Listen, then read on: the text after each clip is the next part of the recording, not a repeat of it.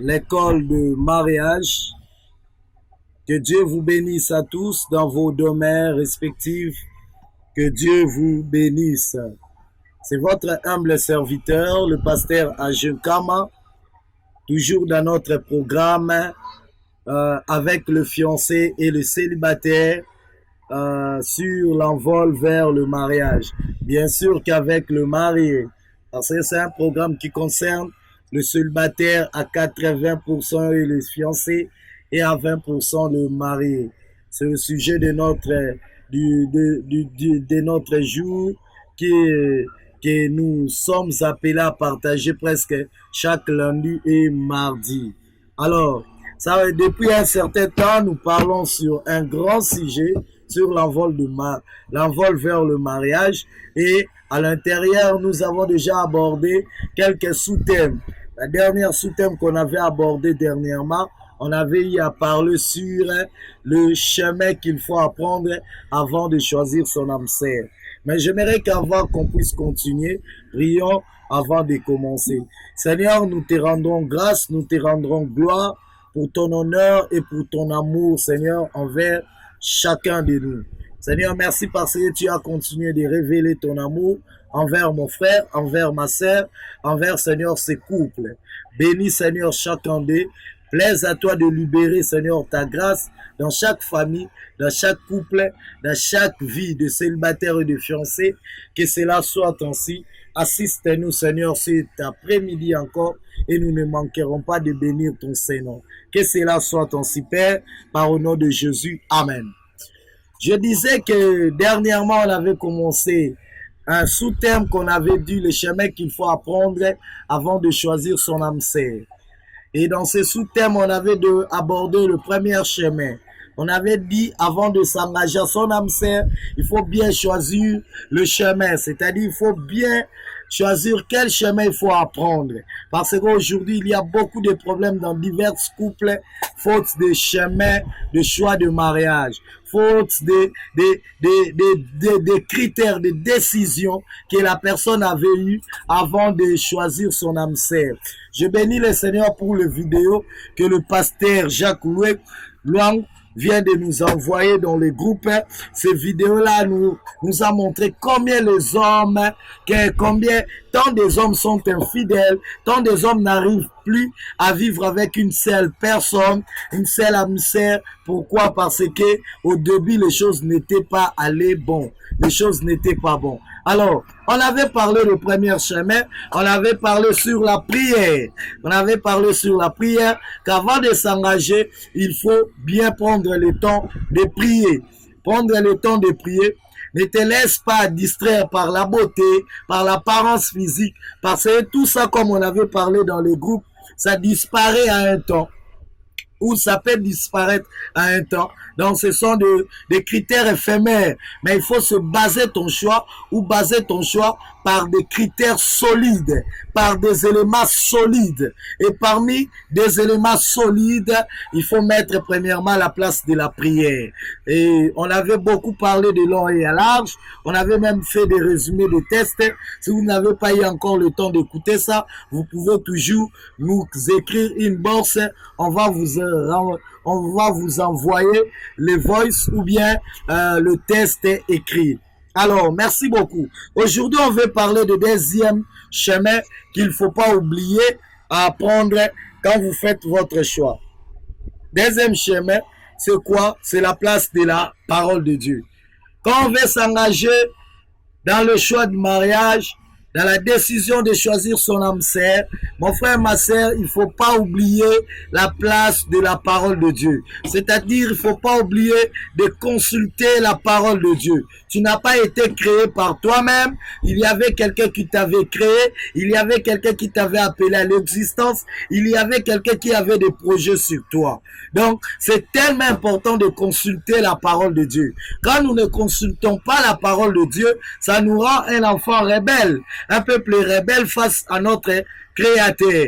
Et en Ésaïe chapitre, dans le livre d'Ésaïe, chapitre 65, verset 2, la Bible nous parle d'un peuple qui marche à une voie mauvaise, selon ce pensée. C'est-à-dire pour ce peuple-là, ce pensée est tellement bien, mais pour son créateur, ce pensée l'amène à la perdition. Vous voyez? Donc, parfois, nous, on peut marcher, on peut voir que non, le chemin que nous prenons, c'est un bon chemin, c'est un chemin de bonheur, c'est un chemin paisible, mais devant les yeux de notre créateur, quand il voit notre avenir, quand il voit là où nous allons, parfois il dit, mon peuple a fait un mauvais chemin. Donc, avant d'aller très loin dans le choix du mariage, avant de voir la beauté, ceci, cela, avant de se laisser faire par tes émotions, il faut prendre le temps de consulter la parole de Dieu. Que dit la parole de Dieu par rapport à la volonté du mariage? Que dit la parole de Dieu par rapport à ce qui concerne le mariage? Que dit la parole de Dieu par rapport à ce qui concerne les alliances? Parce que quand tu veux t'engager avec quelqu'un, vous allez faire une alliance entre vous deux. Donc vous allez vous engager par une alliance. Alors que dit la parole de Dieu par rapport aux alliances, par rapport au mariage, par rapport à la cohabitation entre deux personnes? Que dit la parole de Dieu?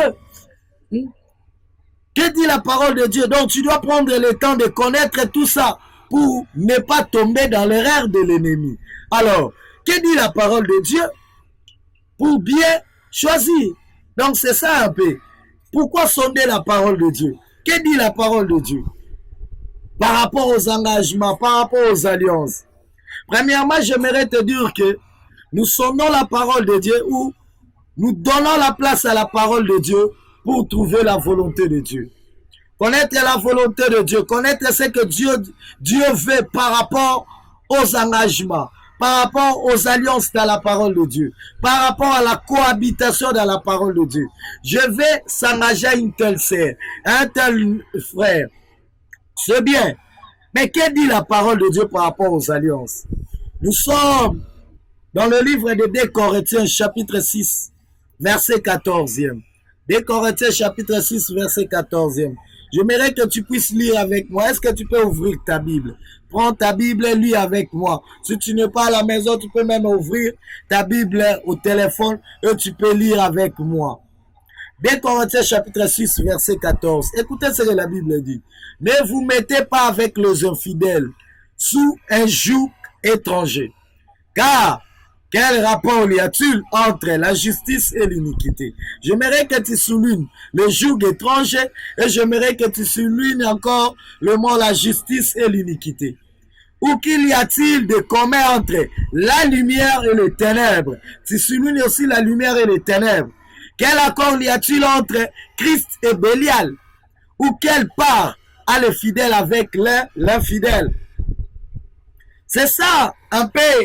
Ce verset nous montre un peu la volonté de Dieu, la pensée de Dieu. C'est que Dieu veut par rapport aux engagements, par rapport aux alliances. Dieu nous parle à travers son serviteur, son apôtre. Il dit, il dit, ne vous mettez pas avec les infidèles sous un joug étranger. Là, c'est un avertissement. Que l'Esprit avertit à chaque chrétien. Que l'Esprit avertit à tous ceux-là qui s'appellent chrétiens. Il dit non, attention à ce qui concerne des alliances. Attention à ce qui concerne les engagements. Si vous voudrez s'engager à quelqu'un, si vous voudrez faire alliance à quelqu'un, ne vous mettez pas avec les infidèles sous un joug étranger. Vous êtes chrétien, vous priez, vous vous appelez enfant de Dieu, le Saint-Esprit, la parole de Dieu vous met en garde de ne pas se mettre sous un joug. Se mettre sous un joug étranger, ça veut dire ne pas se mettre sous une même domination, sous une même autorité, sous une même influence. De ne pas se mettre ensemble. Et là, j'essaie un peu de comprendre, de méditer un peu la parole de Dieu. Seigneur, pourquoi est-ce que les chrétiens ne peuvent pas se mettre ensemble avec les infidèles? Pourquoi est-ce que le peuple de Dieu ne peut pas se mettre ensemble avec les infidèles? Et là, le Saint-Esprit me dit, continuez de lire. Et en lisant, mon frère, en continuant de lire, nous trouvons la réponse. L'apôtre Paul donne sa première réponse. Il dit, car quel rapport y a-t-il entre la justice et l'iniquité? Quel rapport y a-t-il entre la justice et l'iniquité? Pourquoi les chrétiens ne peuvent pas se mettre ensemble avec un infidèle? La première raison, parce que le chrétien est appelé à pratiquer la justice et non l'iniquité qu'un infidèle ne peut pas pratiquer. Amen, amen. La première raison pourquoi tu ne peux pas t'engager avec un incroyant. Donc, la volonté de Dieu par rapport au mariage, la volonté de Dieu par rapport aux alliances de fiançailles, avant de t'engager aux fiançailles, avant de t'engager au mariage, la Bible dit, tu ne peux pas te faire ton engagement avec un infidèle. Tu ne peux pas t'engager avec un infidèle.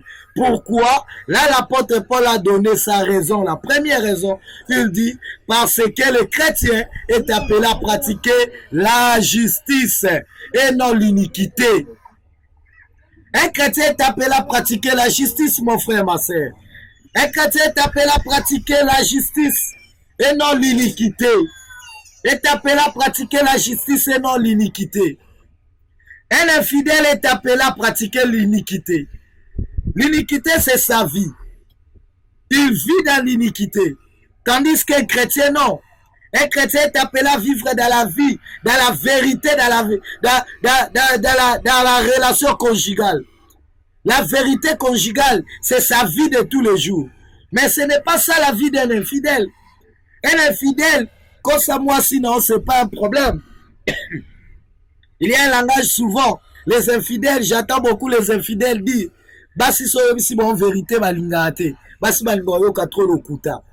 Donc ça c'est un langage des infidèles. Que non, les femmes aiment beaucoup les mensonges et non, ils aiment beaucoup la vérité. Et un infidèle aime beaucoup vivre dans l'iniquité, dans cette vie-là de l'iniquité, le mensonge. Tandis qu'un chrétien, non. Un fidèle, non. Un chrétien est appelé à ne pas pratiquer la fornication avant le mariage. Faire le rapport sexuel avant le mariage, ce n'est pas ça la vie des chrétiens. Ou l'impudicité pendant le mariage, ce n'est pas ça la vie des chrétiens. Mais pour un incroyant, c'est sa vie de tous les jours, mon frère, ma soeur. C'est sa vie de tous les jours. Raison pour laquelle l'apôtre Paul dit non. Entre celui qui cherche à pratiquer la vérité, entre celui qui cherche à vivre dans la justice et celui qui pratique l'iniquité, il ne saura pas vivre ensemble. Parce que l'autre dira la vérité, l'autre mentira l'autre. L'autre cherchera à se rester fidèle à son mari, à sa femme. L'autre, pour lui, c'est pas le cas. Et celui qui cherche à rester fidèle, c'est celui qui va souffrir. Parce que l'autre va prendre ses maladies de gauche à droite. Il va l'amener toujours à la maison. Et c'est l'autre qui va finir. Raison pour laquelle Dieu dit, niet, non. Pas cette vie-là.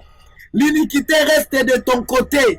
Un fidèle reste de ton côté et le peuple de Dieu de son côté. Donc mon frère, ma soeur, tu vois, même si cette personne-là, elle est belle, plus belle que tous, il est Miss de l'univers. Mais à cause de ces paroles, tu es dans l'obligation d'arrêter, mon frère. Parce que toi et lui, vous ne pratiquez pas la même chose. Toi, tu pratiques la justice, lui, il pratique l'iniquité. Je me souviens à l'époque où je m'étais marié, avant plutôt, l'époque où je t'ai marié, l'époque où je cherchais l'âme sœur. Il y avait une femme que j'avais trouvée, elle était belle, belle de corps, belle de figure, belle de tout, intelligente, tout. Pas plus belle que celle que j'ai aujourd'hui, bien sûr. Mais cette femme-là, j'étais décidé de ne pas l'épouser, malgré ma famille était d'accord avec la fille. Mais pourquoi? Parce que lui, il n'était pas fidèle, il n'était pas chrétien, il n'était pas pratiquant. Alors je ne pouvais pas me laisser faire, mon frère, ma soeur. Donc vous voyez, la première raison, parce que le chrétien pratique la justice et non l'iniquité. C'est ça la première raison. Qu'un chrétien doit savoir La première volonté de Dieu qu'un chrétien doit savoir. Et la deuxième raison pourquoi un chrétien ne peut pas vivre avec un infidèle sous même un joug, sous même lieu, sous même maison. Pourquoi il ne peut pas vivre? La deuxième raison, l'apôtre Paul dit ceci. Ou, qu'y a-t-il de commun entre la lumière et les ténèbres? Voilà la deuxième raison. Vous ne pouvez pas vivre ensemble avec un infidèle parce que la lumière et les ténèbres ne peuvent pas se mettre en accord, mon frère. Ne peuvent pas se mettre ensemble, ma sœur. La lumière et les ténèbres, depuis le monde a été monde, jamais la lumière et les ténèbres n'a eu le temps de vivre ensemble. Ça n'a jamais été le cas. Et un chrétien, le chrétien doit le savoir. Doit le savoir avant de se marier. De savoir qu'un chrétien qui veut se marier, il doit savoir que la lumière et les ténèbres ne cohabitent pas ensemble. Ne cohabitent jamais ensemble. Ne vivent jamais ensemble. Parce que ça va toujours finir par l'un doit laisser l'autre la place. Vous savez, quand il y a le ténèbre, nous en Afrique, on est habitué parfois avec les ténèbres, avec des coupures de courant. Quand le courant part, souvent vous restez dans le noir. Mais dès que vous allumez même un bougie, pouf, la lumière entre. Vous voyez que les ténèbres partent. Automatiquement, il part. C'est difficile de trouver qu'il y a la lumière, il y a les ténèbres et ils vivent ensemble. Non. Ça ne va pas aller, mon frère, ma sœur. Toi, tu pratiques la justice, lui, il pratique l'iniquité. Toi, tu veux dire la vérité, lui, il veut mentir. Toi, tu veux vivre une relation harmonieuse, lui, il veut dire non. Et je bénis Dieu par rapport au message que notre frère David Alain avait envoyé le lundi, je pense. Pour nous montrer le type de mariage parfois les infidèles font. La polygamie, la polyandrie, beaucoup de choses là. Et nous les chrétiens parfois on n'est pas appelés à vivre avec ça. Et au futur, dans l'avenir, ça sera pour toi un corvée, un problème sérieux. Que tu sauras comment s'en débarrasser et parfois ça va devenir difficile. Vous voyez mon frère, ma sœur. Donc c'est ça la deuxième raison. Un chrétien est appelé à faire des choses publiquement, ouvertement. Ça, c'est caché, caché. Mais ce n'est pas la vie d'un incroyant. Un incroyant, ma sœur. Tant que l'ingé un incroyant, abandonne-moi, batinel, moi, molili. Aluka fina, babuto, pousso, molili. Vous comprenez un peu? Abandonne-moi de gauche à droite. Quand tu lui demandes quand est-ce que tu vas venir officialiser notre relation, il te fait toujours de gauche à droite. Parce que c'est sa vie. Il vit dans les ténèbres. Et toi, tu vis dans la lumière. Vous ne saurez jamais pratiquer la même vie. Toi, quand toi, tu dis que non, on doit lire la parole de Dieu pour maintenir la prière, le culte familial, lui, il dit, oups, c'est quoi ça, le culte familial, là? Quand tu dis que ces derniers temps, je sens, il y a une force qui traque, qui dérange notre maison. Je sens beaucoup de maladies, beaucoup de problèmes dans la maison. On doit chercher la face de Dieu dans la prière. Lui dit, si toi tu vas prier, prie-toi. Moi, les histoires là de prière, j'aime pas. D'ailleurs, il ne faut pas prier dans ma maison. D'ailleurs, je connais une sœur. On l'avait interdit. Ne t'engage pas avec un incroyant. Il dit non. Il est beau, il va se convertir. Il s'est engagé avec cet incroyant. Aujourd'hui, il commence à regretter, à pleurer beaucoup, ma sœur. À chaque fois qu'il a besoin de venir à l'église, on l'interdit, on lui dit non, tu ne peux pas sortir pour aller à l'église. Et son mari, pour le prouver, un jour l'a acheté un coin, pas il le donne, bois ça. Donc vous voyez, vous ne pouvez pas cohabiter ensemble, le ténèbre et la lumière. Jamais. L'autre pense à la corruption et toi tu ne penses pas à cela. Donc vous voyez mon frère, la troisième raison pourquoi il est interdit dans la volonté de Dieu de s'engager avec un incroyant. Dans le même verset, l'apôtre Paul nous dit encore, par le Saint-Esprit, dit, quel accord il y a-t-il entre Christ et Bélial? Quel accord il y a-t-il entre Christ et Bélial? C'est-à-dire quoi? La troisième raison, on ne peut pas s'engager à un incroyant. Nous les chrétiens, on ne peut pas s'engager à un incroyant parce qu'il n'y a pas un accord entre Christ, qui est ouais, qui est quelqu'un de valeur, et Bélial. Mon frère, ma soeur, tu dois savoir que Bélial, c'est le nom de Satan.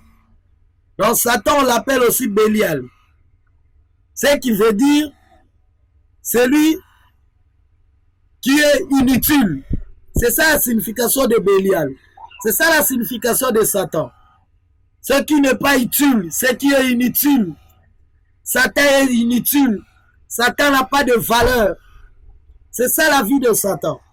Et vu que Satan n'a pas de valeur, sa vie est inutile, il cherche par tous les moyens comment rendre aussi la vie des chrétiens inutile. Donc, à d'autres termes, quand Satan va te donner son fils ou sa fille, sache que ta vie à toi deviendra inutile un jour. Parce que le diable lui-même, il cherche comment rendre aussi les autres inutiles comme sa vie est inutile. Comment rendre les autres inutiles?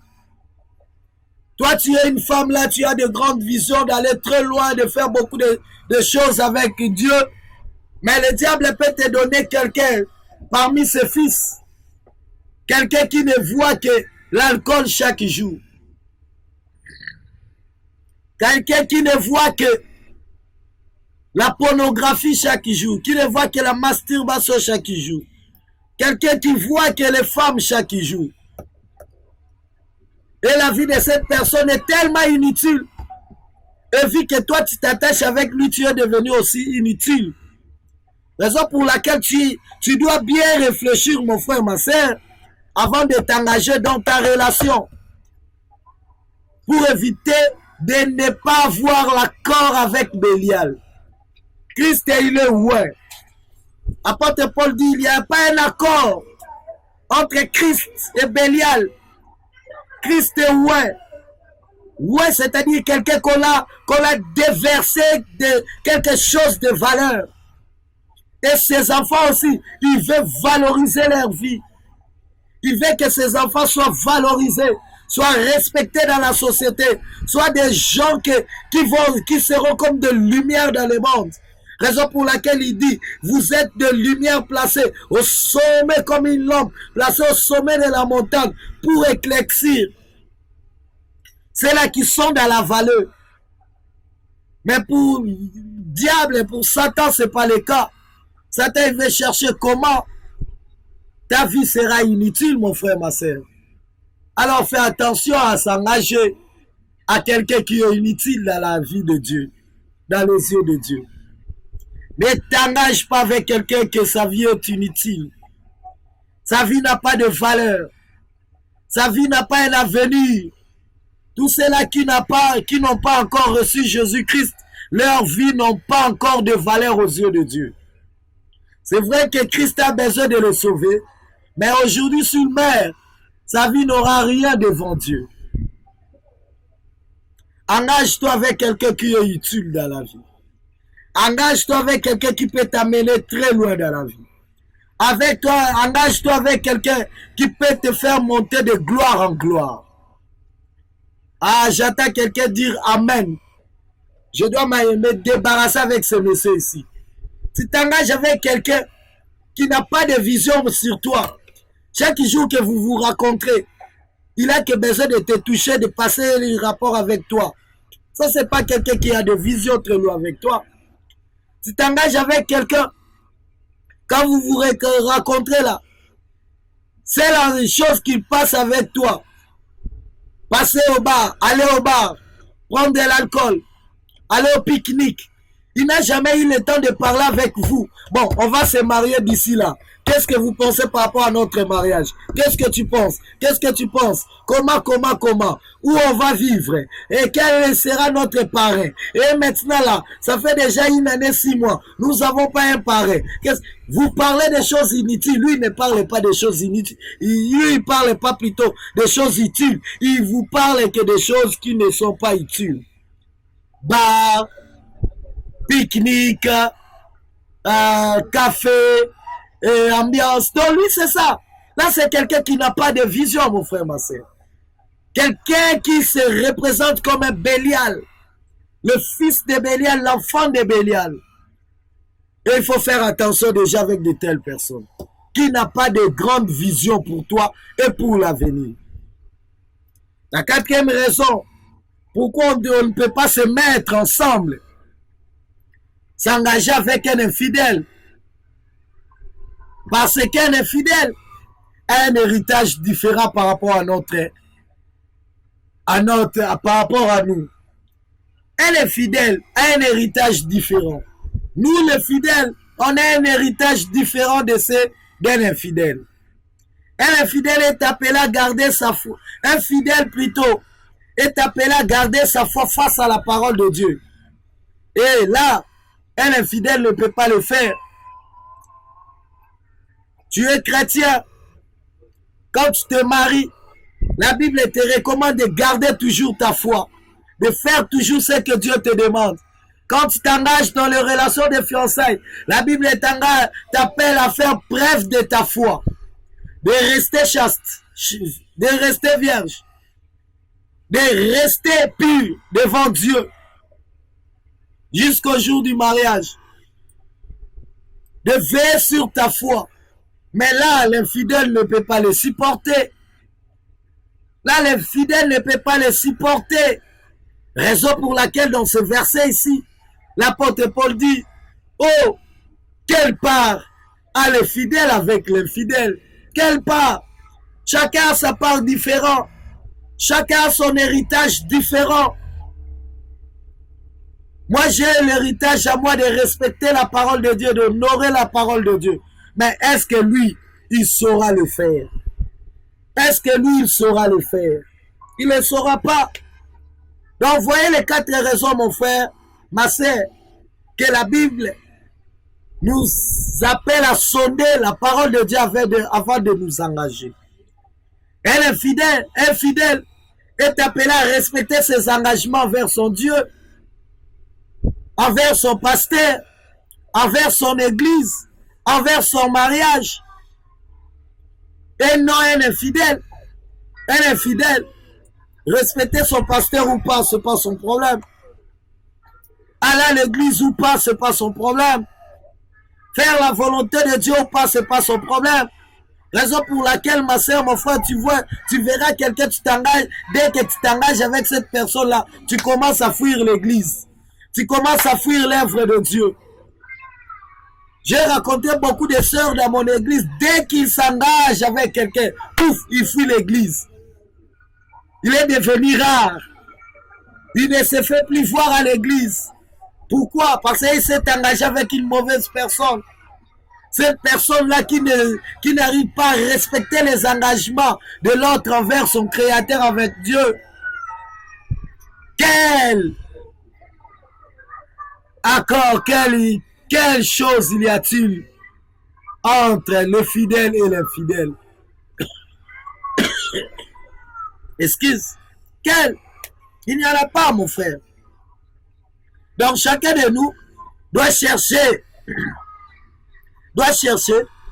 à ne pas s'engager quand vous êtes célibataire, quand vous êtes fiancé, à quelqu'un qui est infidèle, à quelqu'un qui est non-croyant, à quelqu'un qui n'honore pas Dieu. Si vous vous engagez, sachez que vous aurez beaucoup de dangers derrière vous. Beaucoup de dangers. Si quelqu'un ne sait pas comment respecter ton pasteur, penses-tu que quand vous aurez des problèmes, quand ton pasteur viendra, penses-tu qu'il va respecter ton pasteur à ce moment-là? Non. J'ai entendu un frère là dire, ça c'est ton pasteur, c'est pas mon pasteur. Il n'a pas de droit ici. Il n'a rien à me dire. Et j'ai entendu un autre dire, les histoires de tes pasteurs là, c'est pour toi, c'est pas pour moi. Donc vous voyez, c'est ça ma sœur, c'est ça mon frère. Donc nous sommes arrivés à la fin de notre enseignement. On va continuer à la nouvelle saison, ou demain, ou après-demain. Que Dieu vous bénisse, que Dieu vous garde.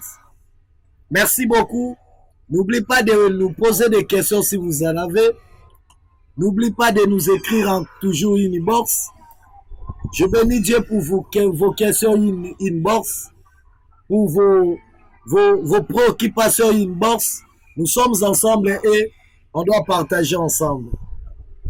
Partagez ce message avec plusieurs. Et n'oublie pas de consulter notre page YouTube, Pasteur AG TV. Là, vous verrez encore beaucoup de choses, beaucoup de richesses d'enseignement. Et n'oublie pas d'aimer la page et de vous abonner. Merci beaucoup. Que Dieu vous bénisse. On peut prier pour clôturer notre programme. Seigneur, je te prie et nous te disons un grand merci pour ce moment de partage avec mon frère, avec ma sœur, parce que tu nous as disposé en ce moment d'écouter ta parole, de partager ta parole et d'être ensemble, Seigneur, avec mes frères et sœurs. Plaise à toi que ta parole demeure encore dans le cœur de ton peuple. Plaise encore à toi, Seigneur, de nous aider à pratiquer ta parole. Je prie, Seigneur, pour aider mon frère qui est encore célibataire, ma sœur qui s'engage dans les relations de fiançailles. Seigneur, à faire un bon choix. Pas en dehors de ton royaume, pas avec un infidèle, mais Seigneur, un choix qui va honorer ta volonté. Que cela soit ainsi. Nous avons ainsi prié par le nom de Jésus, que nous avons ainsi prié. Amen. Merci beaucoup.